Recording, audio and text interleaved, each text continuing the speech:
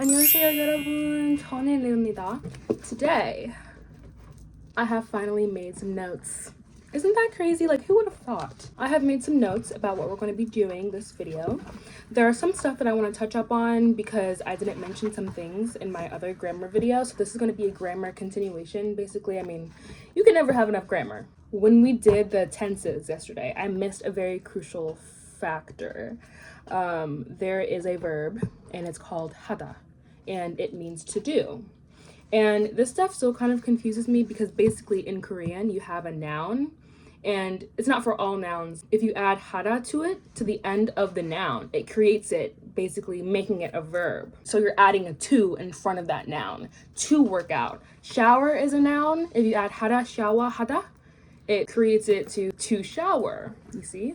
To conjugate those, it is very not that different.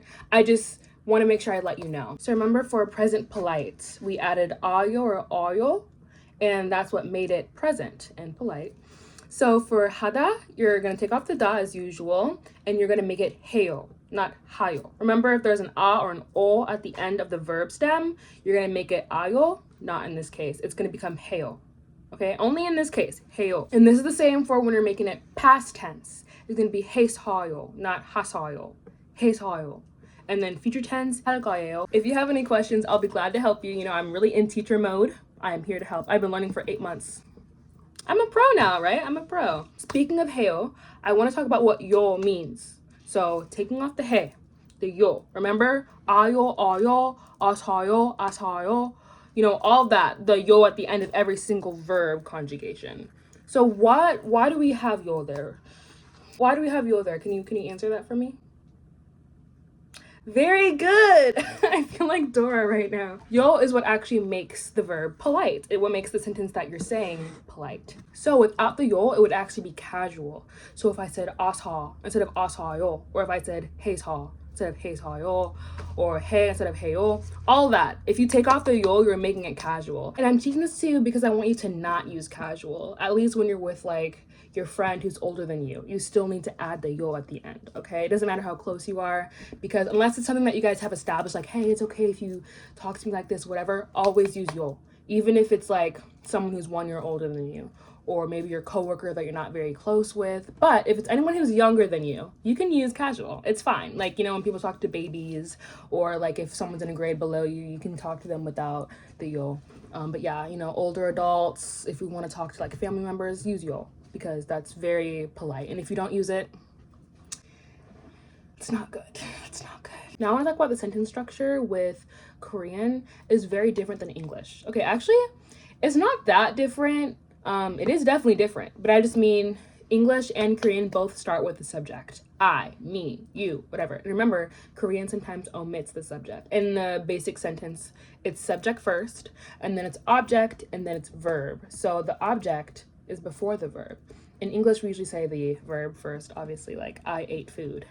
But in Korean, it would be I food ate. And I think it's very interesting because in Korean, that type of sentence structure is letting the listener know what is being affected by a verb rather than saying the verb first. Okay, and there's one more marker I do want to teach you guys. Remember, we went over the object marker, the subject marker, and the topic marker, all very different, except subject and topic are kind of very similar and it's confusing, right? But now I want to teach you guys the location marker. For instance, if you want to say I go to school, you would say 저는 first, obviously is the subject, and then 학교 means school. And you might be asking, okay, so what next, right? Like, where is the location marker gonna go? Well, it's gonna attach to the location. So 학교, and then you're gonna add 에. So 학교에, and then you're gonna put at the end 가요. Good job. So I go to school would be 저는 학교에 가요. Isn't that fun? And this 에 can also be used for the verb 오다, which means to come. To come, as in present tense, would be 와요, 와요. So if I want to say I came from America, so you say 저는 미국 means America, and then you say 미국에, and then 와서요, I came from America, because that's the past tense of 오다. So this a marker is being used when you're describing an action that is going to a location. Or from, you know, obviously. So I came from here, I am here, I went there. So anything about like you being at a location. And I don't know if I described that very well, so I'm just going to write the definition right here, like the actual formal definition. It can also be used for time, but I'm not going to talk about that right now because it's not what we're focusing on. But yeah, that is what A is used for. Now, 에서 is a location marker used when you're describing an action that is happening at a location. So it's not just about I'm going here, I am here, I went there, whatever. It's I'm doing this action at this location. This is the actual description of that marker. Yeah.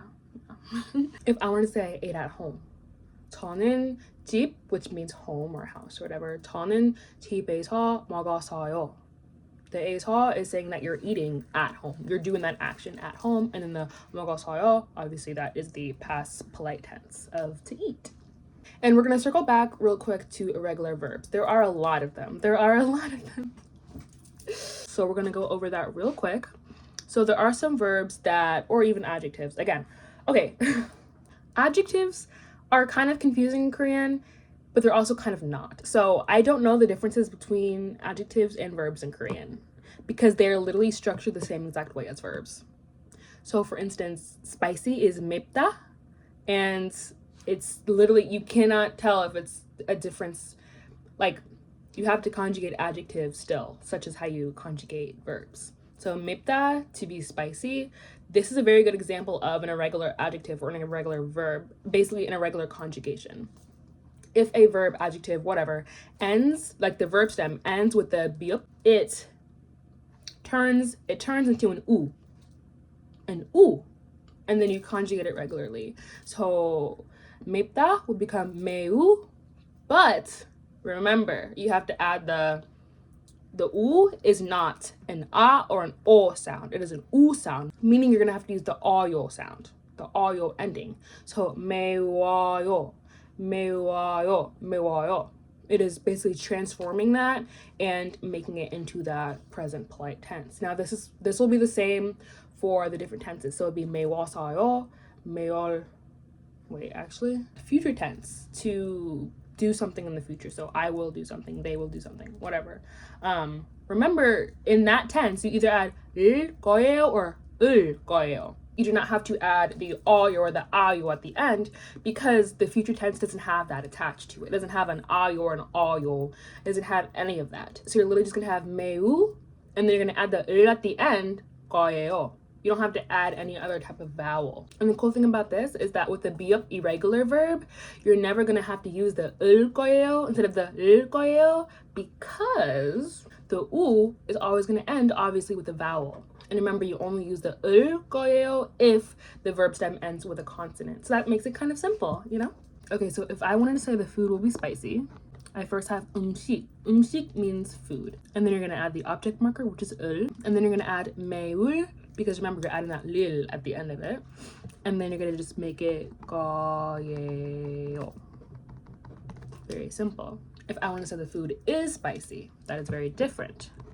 음식 을 매워요. 음식을 매워요. And if you didn't notice, I'm also still using the object marker even though it is an adjective, because again, adjectives are used the exact same way as verbs. Okay, there is another type of irregular, and that is with verb stems ending in the sound. So let's use, for example, 쓰다. 쓰다 means to write. It can mean to use, whatever, but in this case, we're just going to say to write. 쓰다. Obviously, it's kind of hard to do 쓰어요. 쓰어요. That doesn't really make sense. 쓰어요. That's really inconvenient, right? We need to make that more convenient. So what did they do? They made it so the turns into an o. So it's going to be 서요. 서요. And remember, since is not o or a, it is always going to have to be using an o anyways. So 서요 makes sense. And the adjective 예쁘다 means to be pretty, to be beautiful, whatever. That is going to turn into a 보. So 예뻐요, that means is pretty, like present tense, pretty. 예뻐요. Now if it's past tense, it'll be 예뻐서요. 예뻐서요. Will be pretty, will be 예쁠 거예요. 예쁠 거예요. You do not have to make it into a, oh, that actually makes sense. Yeah, why would you need to make it an irregular? Because the future tense doesn't have to attach, again, a or o. It just adds the lil or the ul. That's all it does. So you don't need to add the o, paw. You don't need to do that. You just add the lil underneath it. Oh, that sounded very American. You just add the lil underneath it. You add the lil underneath it, okay? So it'll be 예쁠 거예요. And then there's one more that I want to talk about today, which is the digut, sometimes turning into a lil. So that means to listen. And if you're saying I listen, right, you're making it 들어요, 들어요. And that would be the same way for past tense, 들어서요, 들어서요. Future tense for 듣다 would be 들을 거예요. So you do still have to conjugate the digut into a lil. Okay, now we're gonna talk about some other sound change thing. It is when you're using the shiot. If I want to say close, it means ol, ol. Because remember, the shiot at the end makes it sound like a digut because it is on the end of the syllable. But let's say I'm using clothes as an object for a verb, as in to put on clothes, which remember to put on or to wear is 입다. So if I want to say I put on clothes, I have to attach that object marker to the clothes because it is the object, it is what the verb is happening to. So it would become 옷을, 옷을, because the shiot is being put on top basically of that second syllable. It is being moved over, so it's still going to be pronounced 옷을. And it happens to all the letters that are transformed into a digut at the end because basically it becomes voiced as their letter if it is placed somewhere where there's an eung. So what's another instance? So another example is when you're using past tense and you're saying 어서요. It's not ol. It's not oil. It's so weird to do it without the sound change. It's not oil. Because remember, 상시ot is at the end. It's supposed to be pronounced as a digut. But remember, the eung in the other syllable right next to it, it's gonna make that letter kind of come up, and it's gonna sound like an actual 상시ot. And this happens for, again, all of them, not just shiot or 상시ot. I think that we're actually done for today because that's a lot, and I've been doing this video for like ever. But we're gonna have another lesson about grammar. I just want to make sure these videos are very like comprehensible. That's a word. I don't know, I make up words, but I want to make sure that you guys can understand it. But I think that's perfect for our second grammar day. Okay, bye guys. 안녕히 계세요.